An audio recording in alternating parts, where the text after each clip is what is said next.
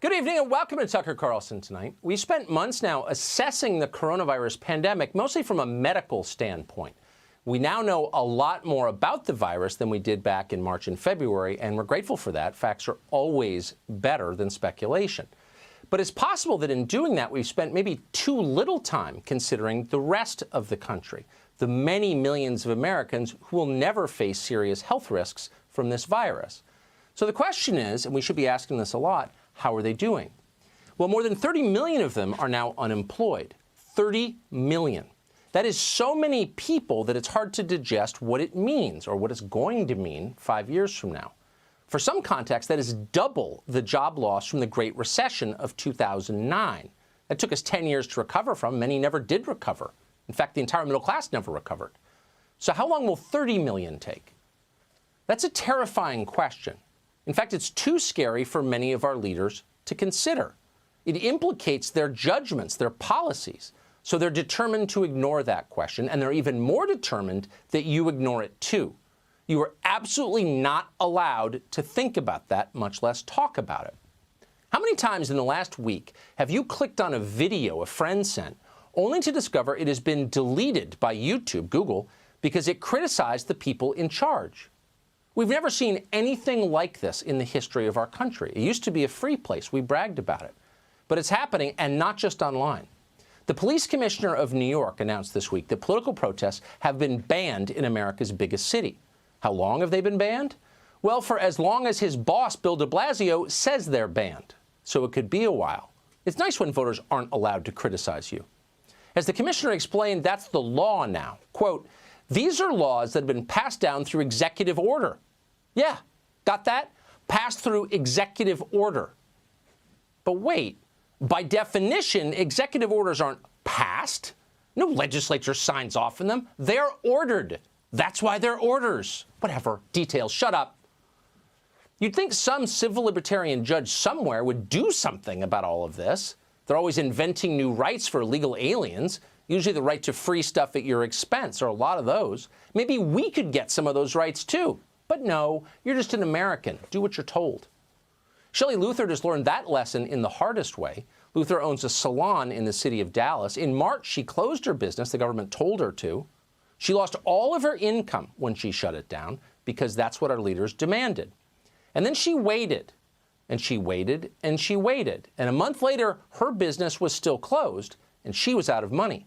Finally, she decided she had no choice. Her back was against a wall. So on April 24th, she reopened her salon. The government warned her not to do that. They sent her a citation. She did it anyway. Dallas salon owner Shelley Luther vowing to remain open in defiance of state orders, tearing up a citation she received. I could be used as an example, or they'll go away, or I don't know. I'm not going to shut down. I can be used as an example, Luther said. She was assuming that other business owners in Dallas might follow her lead. But the government took notice. They wanted her to be an example too, but in a very different way. Police arrested Luther. They dragged her before a Dallas County judge called Eric Moy.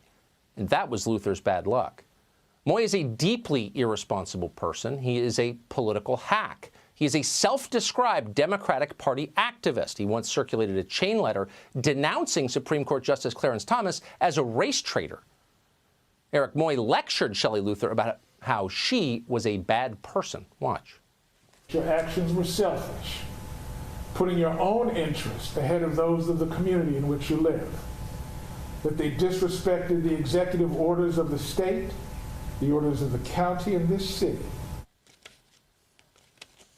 What a pompous fool. But he's got a lot of power. He's a judge. And Shelley Luther was sitting before him. Luther, to her enormous credit, was not intimidated. Instead of groveling, apologizing, and begging forgiveness, which is what he wanted, she told the judge what was so obviously true.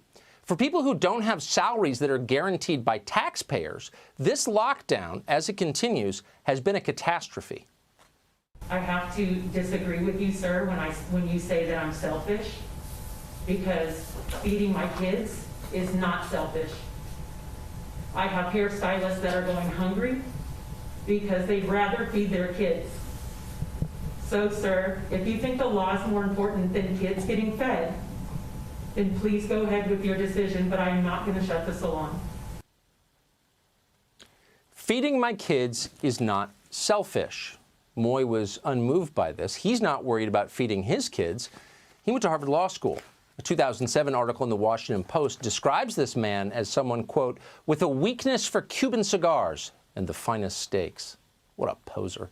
As a judge, Moy has continued to collect a salary of about $150,000 throughout the shutdown. He could take that forever. He can afford all the finest steaks he wants, at least until meat supplies run out.